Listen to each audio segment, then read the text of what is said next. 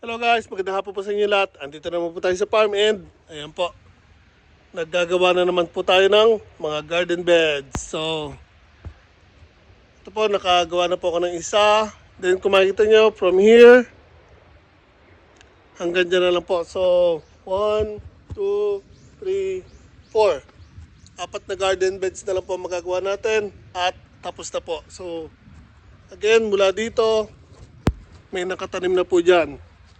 3 hani ng mais, tapos balinghoy at gabi naman po doon sa dulo.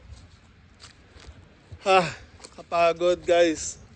Kailangan ko ng yung talagang panggawa nitong yung kama. Meron akong traktora, meron akong pambungkal ng lupa kaso wala ko yung adapter na pagdaan ng soil tiller, nakaporma na siyang ganyan. So naghahanap kami.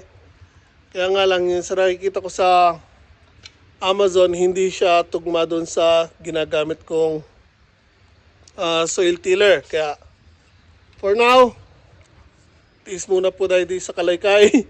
Mano-mano tayong gumagawa ng garden bed. So, pag nakakita na tayo ng yung adapter na nilalagay sa soil tiller, bibili po tayo noon dahil once na mag-umpisa na tayo doon sa may dating palayan, doon sa labas yung isang garden natin doon, hindi na pwede mano-mano po doon. Kapagod. Just imagine, every day after work, siguro nakakadalawa lang ako. Minsan isa lang. So, nagdilig lang ako ng konti. Then ito, gumawa ng isang garden bed. Now, pinag-iisipan ko kung gagawa pa ako ng isa bago umuwi kasi mag-alas 6 na po. So, hindi pa masyadong halata pero padilim na po ngayon guys. So,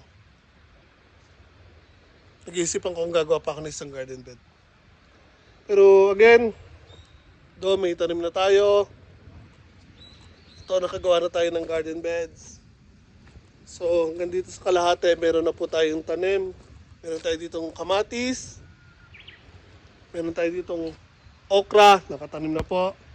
Ito, 2 garden beds, naka-reserve po yan para sa kamote.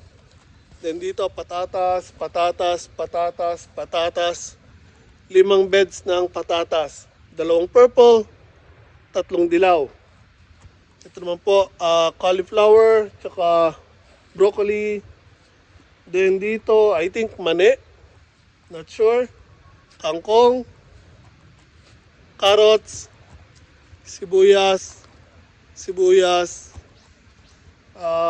luya, turmeric, tapos strawberries. So, as of now, yan pa lang po ang nakatanim natin. Pero marami pa rin po tayong mga seedlings na nakaabang guys. So,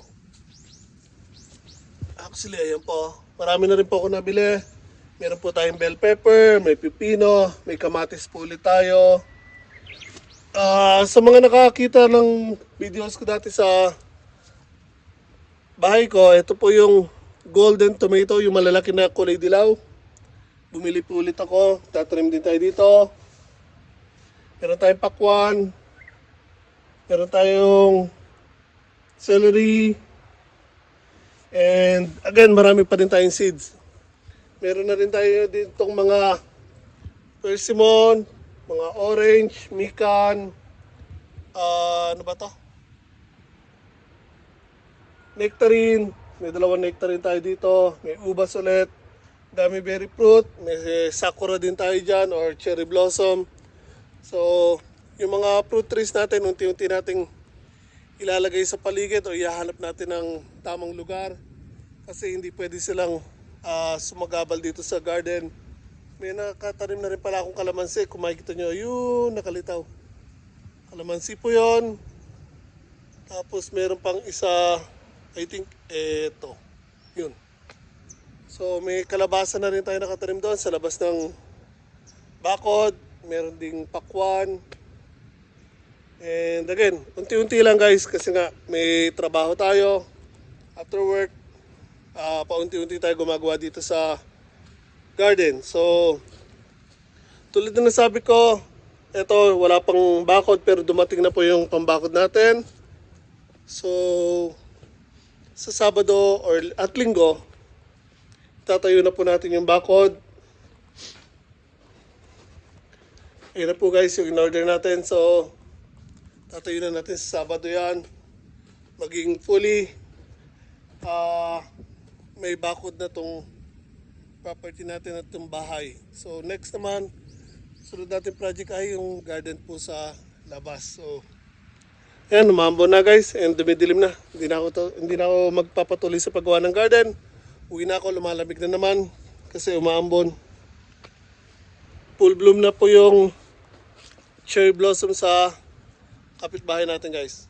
So dito maglalagay din po ako dito sa mga gilid ng cherry blossom.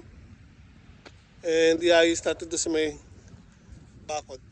So, ingat tayo palagi guys.